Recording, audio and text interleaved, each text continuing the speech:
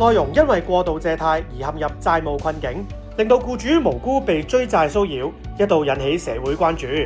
就呢一個問題，民建聯自2021年起透過舉辦圓桌會議，進行問卷調查，約見政府官員，積極提出多項建議，例如設立外傭借款上限，還款期不得長於僱傭合約，要求僱主知情同意，以及設立外傭中央信貸資料庫等等。經過民建聯努力不懈嘅爭取，政府於2024年至2025年間接納我哋嘅建議，落實6項主要措施，例如限制還款期同埋借款額，加強諮詢人審查，並規管放債人宣傳行為等等，有效減少外傭過度借貸，保障僱主權益。未來我哋將會繼續監察政府嘅執行情況，促使政府優化投訴處理機制，監管收數同埋借貸送禮物行為，設立外傭中央信貸資料庫，對外傭加強宣傳教育，令到僱主得到保障，維護穩定嘅僱傭關係。